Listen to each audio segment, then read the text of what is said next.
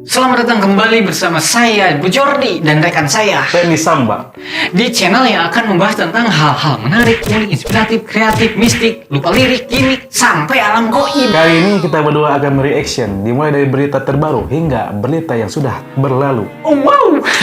Solusi bagi para rebahaners yang malas membaca berita ataupun tidak ada waktu untuk membaca berita. Sangat tepat sekali di sini untuk para rebahaners. Sebelum kita lanjut, jangan lupa subscribe dan bunyikan lonceng notifikasinya. Membantu kami untuk lebih berkembang lagi ke depannya. Oke, langsung aja kita masuk ke segmen pertama. BH. Berita hari ini. Ada berita apa? Ada berita apa nih hari ini nih? Kali ini nampaknya berita yang sedang gencar-gencarnya. Sedang ramai-ramainya. Ramai-ramai. Karena di negeri kita tercinta, negeri Konoha. Negeri Konoha. Sedang tidak baik-baik saja. Negeri Konoha. Bukan negeri Indonesia. Indonesia mah aman, tentram, damai, sejahtera, makmur. Bismillah, iPhone 13. Seorang hacker yang sedang mengobrak-abrik data pemerintah. Satu orang tapi menggencarkan sejarah kita ya. Satu orang nih. Mari kita lihat beritanya dari koran Tempo Digital. Baca. Pembocoran data oleh Bjorka dianggap membuka aib keamanan cyber di lingkungan pemerintah. Anonim Bjorka. Bjorka. Siapanya Bjordi? Itu mungkin saudara jauh. Kita lihat captionnya. Kita lihat. Kemunculan Bjorka menarik perhatian publik. Sebulan terakhir, peretas anonim ini terus muncul sebagai aktor pembobolan dan pembocoran data yang disinyalir diretas dari sejumlah lembaga negara dan perusahaan plat merah. Aksinya menambah panjang daftar khusus kebocoran data di Indonesia yang semakin marak dalam beberapa tahun terakhir. Apa motif Bjorka membocorkan data di platform Bitches? Sangat benar. Ini anonim yang Bjorka. Apa tujuan yang paling utama ya untuk? Itu. Kalau saya sih menghacker ya, mending hacker mantan. Kenapa? Ya, supaya mantan kelabakan. Waduh, membocorkan data-data yang pernah ada. Betul sekali. Kenapa urusan pemerintah ini dibobol? Ya, tetapi mungkin bagi Bjorka sendiri, pemerintah aja bisa dibobol, apalagi mantan. Oh iya. Ya, tapi kan ini isunya sangat marah sekali ya. Sampai luar biasa. Bjorka yang paling pertama yaitu membobol Kominfo. Itu salah satu. Kemudian berkembang lagi hingga membobol data-data yang lebih besar. Seperti presiden yang sangat rahasia. Dimulai dari NIK, kemudian tanggal lahir dan ya bisa membobol data yang benar-benar disebutnya aib ya. Aib bagi? Nggak tahu. Pemerintah Konoha. Ini yang ditakutkan karena Bjorka ini menurut saya hampir menutup isu-isu yang ada. Seperti? Ya nggak tahu lah. Yang sudah viral sampai diibaratkan cerita seperti sinetron. Yang berpart-part. Lanjut part 2. Kita lihat bagaimana reaksi teman-teman kita kolom komentar. Kolom komentar nih. Ada yang mendukung ya. Ternyata stand with Bjorka, hashtag stand with Bjorka dari Revaldipo. Tapi di sini kita tidak mendukung yang namanya hack karena di sini itu membobol sama dengan mencuri data. Tetapi ini banyak orang yang mendukung. Banyak orang yang mendukung rakyat ternyata ya. Wih, menandakan pemerintah Konoha ini sedang tidak baik-baik saja. Aduh, luar biasa sekali. Ternyata rata-rata ya mendukung Bjorka karena ya merasa terwakilkan oleh si Bjorka ini. Ya, karena tahu sendiri aspirasi yang suka dimatikan.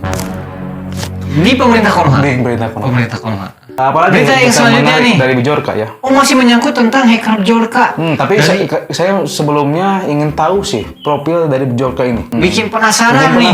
Kita lihat di Google ya. Kita lihat dari CNN Indonesia. Wih, CNN, Bjorka ngaku asal Warsawa. Bagaimana isu hacker di Polandia? Warsawa berarti tepatnya di Polandia. Jakarta, CNN Indonesia. Sosok hacker Bjorka terus menjadi sorotan di Indonesia lantaran mencuri dan menyebarkan data lembaga hingga pejabat tinggi negara dalam beberapa pekan terakhir. Melakukan kelakuan nakal Bjorka terdiri mulai dari membocorkan data pelanggan IndiHome, 1,3 miliar data registrasi SIM card, sampai meretas data pribadi sejumlah menteri dan pejabat.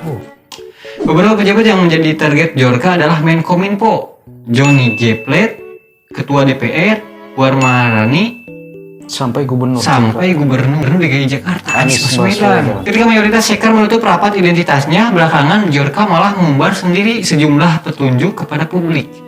Salah satunya Bjorka mengaku berbasis kota Warsawa, Polandia. Meski begitu, banyak pihak menilai lokasi tersebut boleh jadi hanya pengecoh belaka. Ya mungkin saja ya. Mana ada maling ngaku. Ya iya, jelas. Iya. Mungkin Bjorka mengaku dari Polandia, apakah itu merupakan puzzle yang harus dipecahkan? Seperti Warna bendera. warna benderanya. Karena warna bendera Polandia dengan Indonesia itu bukan hampir sama, tapi bentuknya sama. Bentuk dan warnanya Warnanya itu juga sama. Tapi yang hanya berbeda hanya penempatan Warnanya. warnanya. Warnanya. Ya mungkin dicocokologikan lagi ya. Menurut cocokologi. Cocokologi. Atau bisa mungkin ini adalah warga pribumi yang menyamar menjadi orang Polandia. Bisa jadi. Berikan di kolom komentar.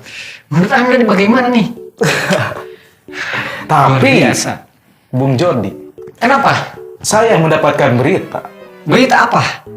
dari detik.com. Diduga hacker Bjorka, pemuda di Madiun, diamankan tim cyber Mabes Polri. Madiun, Indonesia. Indonesia. Aku dari Polandia, tetapi ada yang ditangkap di Madiun. Ini jomplang sekali. Apakah cocokologi kita? Tapi tidak menutup kemungkinan karena hacker di Indonesia itu sangat pintar sekali. Sangat pintar dan Mendunia. berkualitas juga. Berkualitas sekali. Ini Luar kenapa? biasa. Untuk bagi saya ya, kalau hacker ini harusnya diamankan. Diamankan tapi bukan untuk dipolisikan di penjara, tapi harus dimanfaatkan Untuk membantu keamanan data. keamanan data. Data Konoha untuk khususnya. Khususnya data Konoha, karena data negara Indonesia ini sangat aman sekali. Aman, tentram dan Tidak bisa dibobol sama tidak sekali. bisa. Makanya ya hacker itu harus dijadikan minimal pegawai negeri sipil lah. Itu saran saya sih. Kita bacakan dulu Bung Jordi. Detik.com, seorang pemuda di Kabupaten Madiun diamankan tim cyber Mabes Polri. Pemuda berinisial MAH, 21 tahun, diduga sebagai hacker Bjorka yang telah meretas sejumlah data. Dari informasi yang dihimpun Detik_Jatim, MAH yang merupakan warga desa Banjarsari Kulon, Kecamatan Dagangan, MAH diamankan sekitar pukul 18.30 waktu Indonesia Barat. MAH kemudian oleh tim cyber dibawa ke Mapolsek Dagangan untuk menjalani pemeriksaan. MAH menjalani pemeriksaan hingga sekitar pukul 1.30 waktu Indonesia Barat dan mendapat pengamanan dari Polres Madiun. Luar biasa ya, cukup lama dari habis maghrib hingga jam setengah 2 malam. pagi. Pagi ya, masuk pagi. Itu sambil nonton bola bisa. Lumayan. Nunggu Liga Champions. Tapi MU nggak mau masuk Liga Champions. Yang sabar aja ya. Fans ini sabar. Mantap pokoknya mah ya. Masih bisa berkarir. Kita lihat komentar di netizen. Jangan salah tangkap dan disuruh ngaku kalau dia Bjorka. Kasihan anak orang. Iya betul. Anak orang. Tapi Bung Samba, Iya, gimana? ini saya ada berita lagi nih. Habis terbit berita ini, ternyata tidak lama kemudian muncul nih berita masih dari detik.com. Oh iya, sosok pemuda Madiun yang tak punya komputer tapi disebut hacker Bjorka. Masih nyambung yang tadi. Ini tak punya komputer loh. Tak punya komputer. Aduh, ini makin Bagaimana bisa yang seseorang yang tidak punya komputer disebut sebagai hacker? makin runyam ya berita kali ini. Saya dari Polandia kemudian ke Madiun. warga Madiun. Hingga warga Madiun yang berinisial MAH tapi tidak punya komputer. Ini Ibunya mengaku tidak punya komputer si MH ini. tidak manuk akal. Tidak manuk nih di otak saya. Tidak punya komputer, hanya ponsel satu itu di tangan. Apakah dia menghacker menggunakan ponsel? Tapi tidak bisa menyimpulkan dia punya satu handphone bisa menghack. Mungkin bisa saja menghacker, tetapi hacker lokasi dan Ya. lain-lain. Tapi untuk mengubah pemerintah, data-data pemerintah ini Sangat tidak mungkin menurut saya. susah. Susah, apalagi cuma satu handphone mengandalkan apa? Menarik. Ini polisi pasti ya kembali lagi tidak asal-asalan untuk Menangkap. Tapi kita lihat caption. Kita lihat. Tim Cyber Mabes Polri mengamankan seorang pemuda Madiun yang diduga sebagai hacker Bjorka. Pemuda berinisial MAH, 21 tahun, tersebut merupakan warga desa Banjarsari Kulon, Kecamatan Dagangan, Madiun. Sosok MAH yang ditangkap itu ternyata tidak mempunyai komputer maupun laptop. Perempuan yang akrab disapa Prihati itu mengaku anak bungsunya tersebut punya satu ponsel sebagai alat elektronik yang bisa dikatakan paling berharga. Makanya dia sama sekali tidak percaya jika anaknya itu adalah peretas yang menggegerkan Indonesia. Kasihan si ibu ini ya. Mungkin ibunya dari MAH ini menggambarkan negeri Konoha. Ya, Prihatin. Maksudnya? Siapa yang asum? Dari Amelia 612, bukti kualitas cybercrime kita masih di bawah standar. Asal tangkap aja salah lagi. Mungkin maksudnya pemerintah Konoha, polisi Konoha, cybercrime Konoha. Kita ini warga Konoha. Jadi semoga saja ya menemukan titik terang nih terkait permasalahan Bjorka dan pemerintah. Iya, kasihan lah ya. Pemerintah ini aibnya ini terbongkar oleh Bjorka. Iya. Karena di samping itu pemerintah yang ketar-ketir oleh Bjorka dan di samping lainnya masyarakat merasa terwakilkan karena ada yang kontra dengan pemerintah. Pemerintah Konoha, bukan pemerintah Indonesia. Indonesia itu sekali lagi aman, damai, tentram. Bismillah. iPhone, ROG.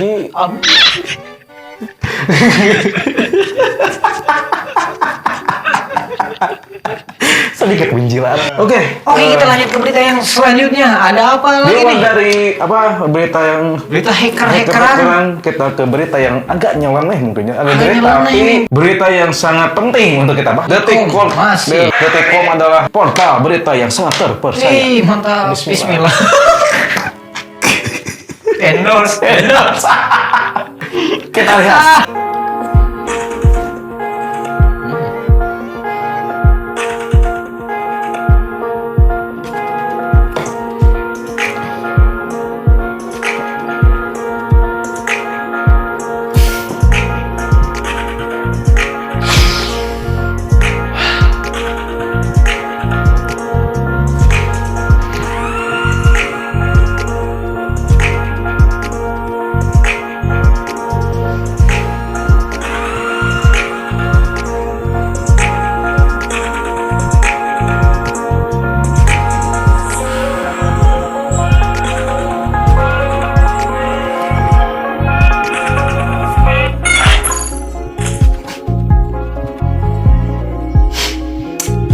Ending yang membagongkan.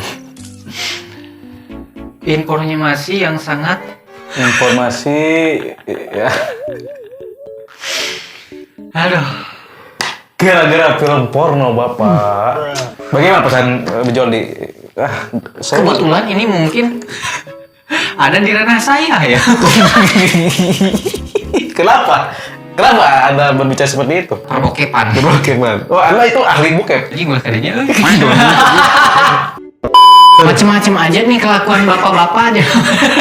Bukan Bapak-bapak ini maksudnya bapak ini. Pak nih ya, bapak nih kalau mencari referensi gaya, misalkan mencari referensi gaya ini boleh aja nih Pak untuk yang sudah keluarga. Rumah tangga. Jadi si bapak mungkin gini ya. Saya bercuriga ya emang mencari referensi karena kebutuhan lah ya, kebutuhan seksualnya. Kemungkinan.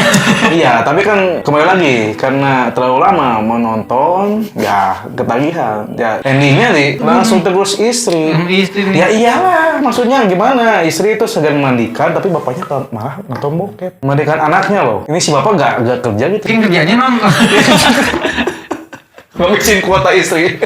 Ya, saya kasih sekali lah. Kalau bapak ini ya sangat emosi. Melakukan tindak pidana nih, udah tindak kekerasan kepada istri dan anaknya lagi. Aduh, akal sehatnya itu kemana? Meskipun itu bukan anak kandung bapak. Tetapi sebagai bapak mempunyai rasa kasih sayang terhadap anaknya itu justru harusnya melindungi anaknya ya. Semoga menjadi pengalaman buat bapak. Dan semoga setelah keluar dari masa hukuman bisa menjadi orang yang lebih baik. Amin. Ya. Dan untuk anak istrinya nih, kami berdua mendoakan untuk kesembuhan beliau. Ya. Oke, langsung aja kita ke berita selanjutnya karena kita melewati berita yang terupdate atau berita hari ini ya. Berita hari ini dan ada segmen apa lagi? Jadi nih Pak Ustadz. Emang beliau ini suka mengupload hal-hal yang nyeleneh nih. Tersesat 3 hari di perbukitan. Saat ditemukan tim SAR, nenek ini teriak, "My trip, my adventure!" Kurang tahu ya. My trip, my adventure. Saya penasaran nih. Kebayang tim SAR ya. Ya tim SAR. Tim SAR menemukan ini yang ternyata masih semangat menggubu-gubu bila bad trip. Aduh, tapi ini Ustadz FPMPD ini memang selalu mengambil hal yang receh, hal-hal yang dapat menghibur kita semua, ya. Tapi Beliau saya- juga menjelaskan nih, beliau juga menjelaskan Iya. membaca tanpa memikirkannya ibarat makan tanpa mengunyah. Tapi saya ini ragu ya kalau beritanya ini benar atau tidak ya. Apakah ini hanya sebatas hiburan? Kita lihat. Oh ini. Ada, ternyata ada. Emang Sama ada. fotonya tapi judul beritanya tapi berbeda ya. Dari Detik News, tersesat 3 hari di perbukitan, nenek 68 tahun ini ditemukan segar bugar. Masya Allah. Oh ternyata beritanya salah. Kang Epi, Masya Allah. Bukan salah, memang beliau mungkin berniat menghibur. Ternyata dia tidak berteriak manusia beradventure ternyata ya. Aduh saya sudah luar biasa sekali. Bosan. Oke, Bung Jordi ada lagi berita yang selanjutnya Oh, ada dari lagi. Bulu ini. Dari Detik Health, viral istri diceraikan karena sering minta bercinta. Penyebab hyperseksual. Penyebabnya hyperseksual. Pasangan suami istri di Tulung Agung jadi pembicaraan di media sosial. Sang suami disebut menceraikan istrinya karena sering bertengkar. Tidak sanggup melayani permintaan bercinta dari istri. Kejadian ini dibenarkan pengacara Muhammad Hufroh Effendi yang menangani kasus tersebut. Ia menceritakan sang istri meminta berhubungan intim hingga 9 kali dalam sehari. Mengerikan sekali. Jadi memang betul itu kasus yang saya tangani. Kasus kalau dilihat dari latar belakangnya, salah satu pemicunya itu istrinya hyperseksual. Kemudian dari situlah muncul pertengkaran. Nah, yang dijadikan materi perceraian itu pertengkarannya, bukan hubungan seksualnya, karena itu sangat pribadi. Ini bagaimana nih tanggapan saudara nih? Bagaimana tentang ini? 9 kali bos. Laki-laki Indonesia mah itu rata-ratanya cuma kuat 2 kali. Ini istrinya meminta 9 kali dalam sehari. Seminggu berarti 63. Saya gak sanggup kalau punya istri segitu. Tapi alasan dia bercerai karena sering bertengkarnya. Ya iyalah. Suami tidak sanggup. istrinya meminta terus-terusan. Aduh. Memang masuk akal untuk suaminya ya. Untuk suaminya menceraikan karena beliau tidak bisa mengimbangi Iya. keinginan istrinya. Kasihan juga istrinya. Ya suaminya juga kasih. Suaminya juga. Ya kepesan kepada ibu kalau ada masalah rumah tangga mending diuruskan secara kekeluargaan. Jangan sampai aib itu muncul gak enak sama tetangga. Ibu kenapa cerai? Enggak sanggup suami saya sebenarnya. Itu suaminya udah pulang kerja kan ting tulang cari uang Keringat makan. belum kering. Belum 9 kali pak. Baru 9, baru juga 8. Sekarang bapak yang tertindas sih bapak-bapak yang tertindas. Bapak yang tertindas. Tadi kan ada bapak-bapak yang nyeleneh. Bapak yang Dimulai nyeleneh. dari bapak-bapak yang membakar istri lah karena buat bokep. Sekarang ada istri yang nyeleneh ya, minta 9 kali jatah. Aduh. Ya, mungkin berita kali ini dicukupkan sekian. Jadi mulai dari berita terbaru hingga berita yang masa lalu. Bagaimana pesan Bung Jody kali ini? Hidup mungkin merupakan rangkaian kemungkinan. Cocok bagi mereka yang siap. Ekspektasi jangan terlalu tinggi karena akan membuatmu terjatuh. Kami berdua pamit undur diri. Sampai jumpa.